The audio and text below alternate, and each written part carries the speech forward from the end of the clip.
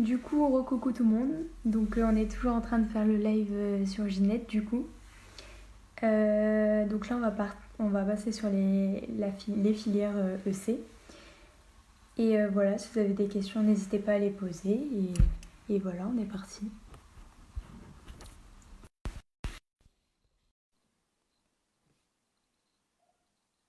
Ah, Gauthier a refusé ma demande. Bah écoute, Gauthier, refais-moi une demande parce que tu dois passer.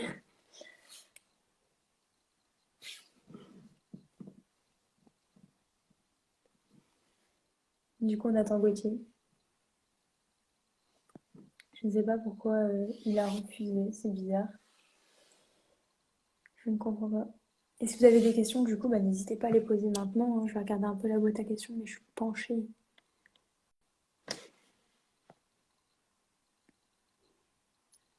Bon, je vous avoue que les questions, elles sont un peu drôles. Bon, Gauthier.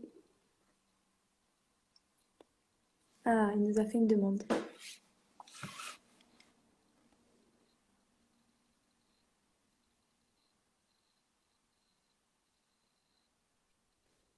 Salut, ça va? Ça va et toi? Bah écoute, ça va. Du coup, est-ce que tu pourrais un peu te présenter, nous dire comme les autres, hein, pourquoi cette prépa, est-ce que tu en es content et comment ça s'est passé? Est-ce que tu as hésité avec d'autres aussi? Du coup, alors moi je viens de Castres, donc c'est une ville dans le Tarn. C'est une petite ville dans un milieu assez rural, tu vois. Et du coup, j'avais demandé Ginette parce que c'était les premiers du classement. Enfin, tu vois, je suis pas allé beaucoup plus loin. Et puis après, mon profil Parcoursup, il était assez classique. Bon, j'étais pas le premier de ma classe, ni dans les matières ou quoi. Du coup, voilà. J'avais des bonnes appréciations, tu vois, le dossier assez classique. Mais pourtant, je venais d'un milieu assez rural, donc j'avais quand même des doutes, tu vois, sur le fait de pouvoir venir à Ginette. Mais j'ai été pris sans liste d'attente. Et bon, pour expliquer ça, il y a le fait que mon lycée, ils avaient déjà envoyé des élèves à Ginette et qui avaient quand même assez bien réussi. Du coup, il y avait quand même une certaine confiance, tu vois, qui s'était créée entre Ginette et le lycée. Et en plus, moi, bon, j'avais la chance d'avoir mon frère qui avait aussi fait Ginette. Du coup, pareil, ça aide, tu vois. Ok. Et donc, du coup, j'ai été pris à Ginette et puis voilà. Après, c'était quoi les autres questions? Euh, C'était à peu près ça en gros, hein. Est-ce que Ah, tu ok. avais hésité avec d'autres prépas aussi, j'avais dit? En gros, moi déjà, vu que je viens de Castres, donc du coup, à 800 bornes de Paris, il me fallait un internat. Et j'ai été pris qu'à Ginette, un internat. Genre Louis le Grand, tout ça, il m'avait jarté. Du coup, j'avais pas le choix. En fait, c'était soit j'allais sur Toulouse, soit j'allais sur Paris. Et donc du coup, Ginette. Et puis après, en ECS, j'avais trouvé que la différence de classement entre Fermat et Ginette était un peu trop grande. Et du coup, je me suis dit que je pourrais vivre avec la distance. Et du coup, je me suis lancé dans Ginette. Ok. Du coup, est-ce que, donc, pour parler plus des... Par contre, j'ai un petit écho. Je sais pas Tu veux si que tu je as mette mes des écouteurs? écouteurs à proximité, peut-être. Ouais, j'en ai. Tu peux les mettre comme ça. Ah, enfin, là, j'ai plus l'écho, en fait. Donc, ça Alors peut peut-être aider. que si je me rapproche, ça va mieux ou pas? Ouais, ça va. Bah, écoute, si ça refait, je te le dis, puis tu mettras les écouteurs. Ça marche. Du coup, est-ce que tu peux un peu nous expliquer quelles sont les classes dans les filières EC en général? Ouais, du coup, en gros, nous, il y a deux classes en sup et deux classes en spé.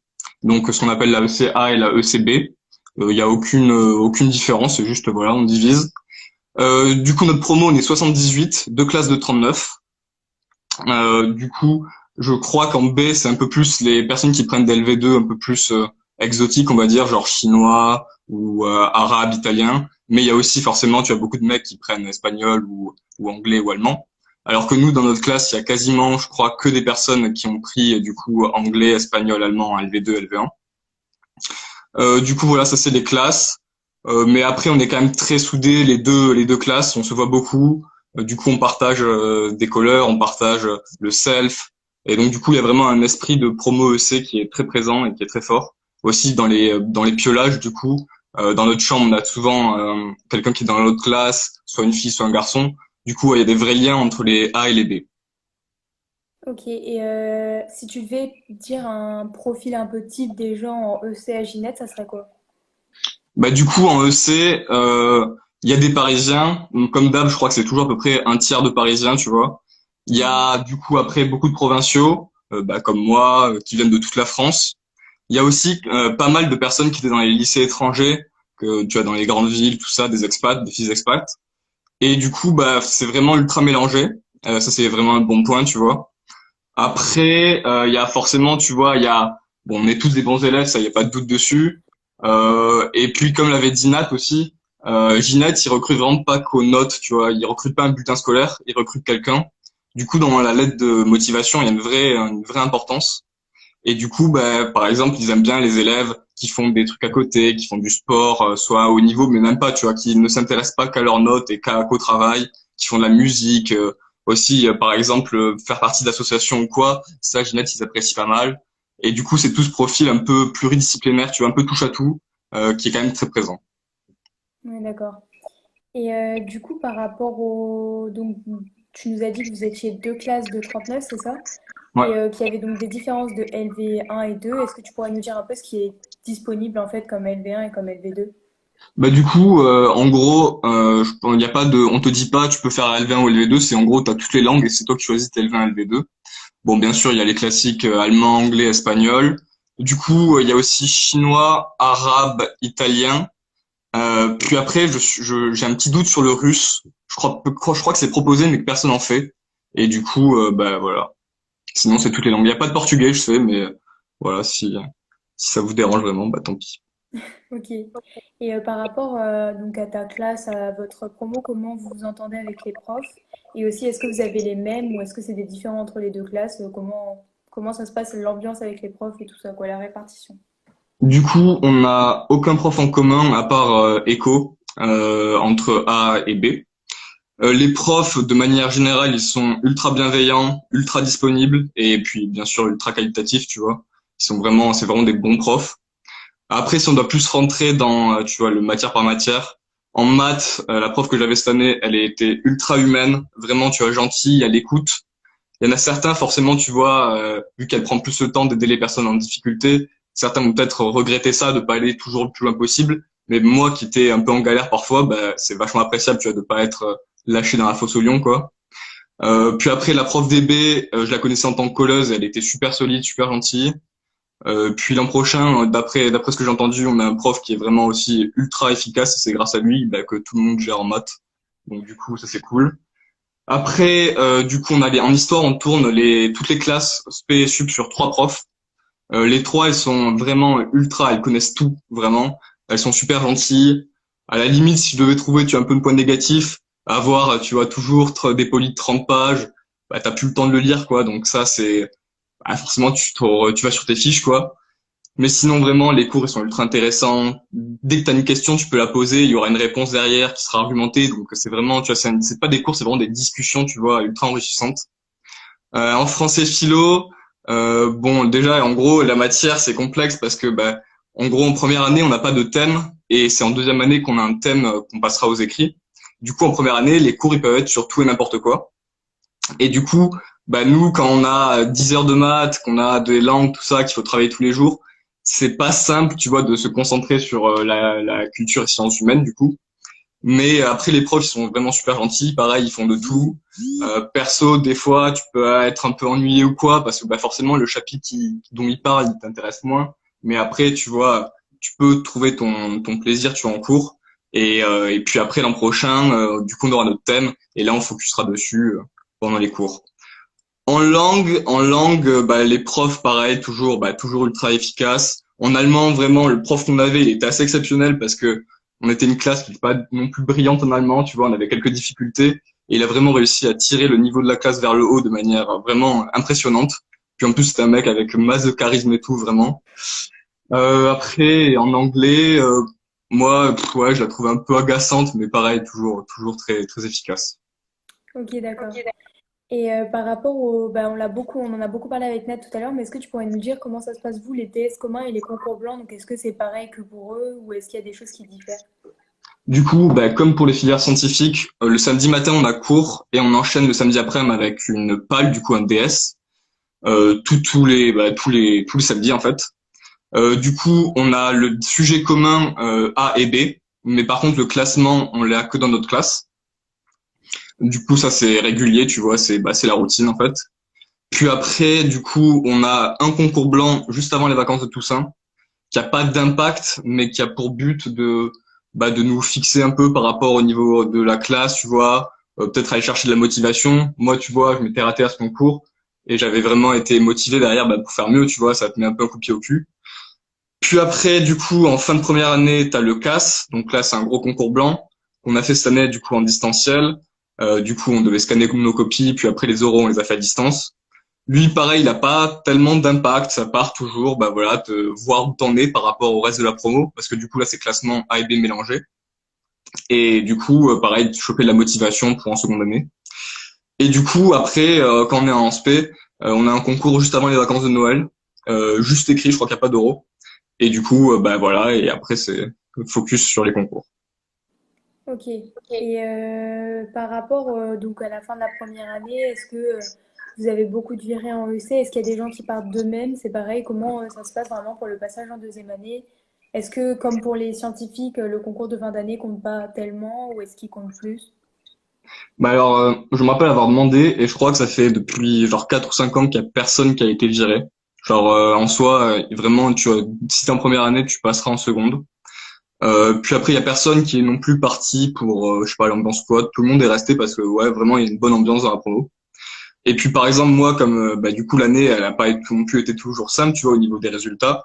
On m'a jamais mis la pression ou quoi. Quand on avait du coup les rendez-vous préfets, il m'a jamais mis en avant que j'avais des résultats qui étaient parfois bas ou quoi. Vraiment, tu vois, il cherche le positif, la direction au niveau du parcours de l'élève, et il cherche à le stimuler parce que en soi, si t'es à Ginette en EC, t'as les capacités pour réussir. Après, ils vont te guider sur comment tu vois bien travailler, changer tes méthodes pour être plus efficace. Mais les capacités, faut pas que tu doutes que tu les as parce que en fait tu les as, tu vois. Et du coup, tu te remets en question pour faire mieux, mais voilà, ils vont jamais te mettre la pression, te dire si là t'as moins de 5 tu te fais virer quoi. Ça ils le diront jamais. Ok. Et du coup, c'est quoi les concours que vous passez et que vous avez? Enfin, c'est quoi vraiment les concours phares que tout le monde veut et a? Du coup, alors nous en gros, on prépare Écricom et la BCE principalement, je crois. Du coup, Écricom parce que donc c'est un concours qui est réputé entre guillemets un poil plus simple que la BCE. Et il se passe une semaine, je crois, avant ou quelques jours avant les écrits de la BCE. Du coup, Ginette, ils nous disent de le préparer parce que en soi, ça fait vraiment un bon entraînement pour les écoles qu'on vise peut-être un peu plus. Et puis c'est toujours intéressant de passer un concours, tu vois, t'es en condition. Et du coup, après, on passe à BCE. Nous, principalement, en gros, l'année dernière, c'était une promo assez exceptionnelle, mais ils ont envoyé du coup, par exemple, sur la quarantaine d'élèves de la classe, du coup, 2 ans au-dessus de nous, il y en a 30 qui sont partis à HEC. Du coup, forcément, tu vois, il y a HEC qui est un peu dans les têtes de tout le monde, les trois parisiennes en général. C'est un objectif et tout le monde a les capacités de les avoir et du coup, on va nous préparer pour ça. Du coup, c'est dans la banque de la BCE. Et puis après, en fonction, voilà, les concours, c'est les concours, il y a une part de chance, il y a une part d'aléatoire. Tu fais ce que tu peux, tu fais ce que tu veux. Et du coup, tu travailles, tu réussis ou pas. Et du coup, après, en fonction, tu peux soit cuber. Du coup, à Ginette, l'année dernière, je crois qu'il y a donc dans la promo juste au-dessus de nous, il y a 3 cubes, du coup, qui étaient aussi l'année d'avant. Et puis sinon, tu prends l'école que t'as et puis qui te plaira et où tu t'épanouiras. D'accord. Et pour terminer, si on pouvait un peu parler de la pression et de l'intégration, on va dire, pas l'intégration donc du début d'année, mais de l'intégration donc dans la classe et dans le lycée, que ça soit à l'internat ou donc dans la promo et avec les autres filières, qu'est-ce que tu pourrais en dire? Bah vraiment, en soi, l'intégration, elle est top parce que Ginette, ils vont vraiment tout faire pour que tu te sentes bien parce qu'ils se disent qu'un élève qui est bien dans sa tête, il sera bien au niveau des cours ou quoi, et ils ont raison. Du coup, vraiment, il y a une super ambiance. Tu te fais très vite des vrais potes. Donc, du coup, ça, c'est ultra important. Parce que dès que tu as un coup de mou, dès que tu te rates à une colle ou à une palle, tu vas trouver des personnes, soit pour parler de ça et qui vont t'aider à progresser, soit pour totalement oublier, tu vois, et juste faire profiter du temps que tu as et, tu vois, et te faire un peu oublier les mauvais moments. Du coup, tu auras toujours du soutien. Par exemple aussi les le fait qu'on ait toujours une fille dans la chambre et parfois un garçon, on crée aussi des gros liens. Moi, mon co et ma co, tu vois, je les adore et grâce à eux, tu vois, tu vas toujours plus loin. Et puis voilà, donc l'intégration, elle est top, c'est un vrai plus. Et puis après, la pression, comme je t'ai dit, tu te mets toi-même une pression parce que tu vois tes potes qui réussissent. Du coup, tu veux réussir aussi. Tu vois, t'as un objectif, t'es en prépa, tu te mettras de la pression. Mais Ginette, t'en mettras pas plus que ça. Ils vont pas chercher à te faire écrouler parce que bah, ils ont pas d'intérêt non plus dans ça, tu vois. Ouais, je vois. Et si au final tu devais vraiment dire les points vraiment positifs et ceux qui sont plus négatifs en conclusion peut-être? Du coup, en point positif, moi, je parlerais vraiment du lien entre les générations. Par exemple, en gros, nous, par exemple, moi, il y a 2 générations au-dessus, j'ai mon grand-parrain, qui avait mon parrain en dessous. On est très proches tous les trois et ils me donnent vraiment des conseils, tu vois, ils ont un peu plus de recul que nous, ils ont un peu plus de vécu de la prépa, des concours. Et du coup, vraiment, ils te guident et sont ultra bienveillants. Et à la force, ça devient des amis. Moi, j'ai réussi à progresser sur la fin grâce à leurs conseils, tu vois, grâce à une remise en question qu'ils m'ont lancé, grâce, bah, justement, voilà, au changement de méthode de travail. Et c'est grâce à eux, tu vois. Et puis après, si je devais vraiment critiquer quelque chose, bon, la bouffe, ils l'ont déjà dit, du coup, moi, je vais dire autre chose. Ce serait, moi, j'aurais des critiques à faire un peu à la direction. En gros, il y a une certaine, moi, je trouve qu'il y a un peu trop de contrôle sur nous. Ils cherchent vraiment à avoir, tu vois, ils prônent la co-gestion, la co-responsabilité, mais je trouve quand même qu'ils prennent énormément de décisions sans trop nous avertir ou quoi. Ils vont vraiment essayer de tirer un peu les ficelles. Puis en plus, il y a une certaine opacité, tu vois, surtout pendant le confinement, moi, j'ai senti on nous dit pas tout, tu vois, les informations elles arrivent, je trouve un peu trop de manière éparse. Et du coup, toi, bah, moi j'étais à 800 bornes, j'étais en mode ok, s'il vous plaît. Et puis pareil, si tu fais des critiques, eux ils vont pas forcément se mettre en question. Du coup, c'est pas toute la direction, c'est pas tout le monde. Moi, je dirais ça. Il y en a d'autres qui penseront pas ça, c'est un fait. Moi, c'est mon vécu. Ouais, d'accord. Et du coup, on parlait du confinement, mais est-ce que ça s'est quand même bien passé à 800 kilomètres? Bah en vrai, les profs ont été exceptionnels. Genre, je te promets, on est parti le samedi, le lundi, tous les profs, ils avaient fait leur transition numérique. On avait tous les cours qui étaient assurés de 8h à 18h. C'était vraiment exceptionnel. On avait l'école aussi, donc d'abord l'école de nos couleurs. Puis après, il y a l'État qui a arrêté de payer. Du coup, tous les intégrés, ils se sont mis ensemble pour nous continuer à nous faire des cols. Pareil, là, c'est, tu vois, le lien entre les promos. Et du coup, ouais, vraiment, on était comme dans les conditions, à part qu'on voyait pas nos potes ou quoi. Mais du coup, bah, et puis en plus, vu qu'on pouvait pas sortir, bah, on pouvait que taffer. Donc moi, personnellement, j'ai bien vécu, j'ai bien progressé durant. Donc moi, j'étais content. Bah écoute, nickel. Bah je pense qu'on a fait bien le tour, si, à part si tu as quelque chose à rajouter. Non, ouais, bah, comme j'avais déjà dit, il faut pas douter. Si t'es prêt à Ginette, t'as les capacités de réussir. Mais après, il faut se remettre en question pour être toujours plus performant et continuer dans ce schéma. Ok, bah ça marche. Bah merci à toi du coup de nous avoir présenté ta filière. Bye, Et voilà, maintenant on va pouvoir faire les DCVST. Du coup, bye. merci. Salut.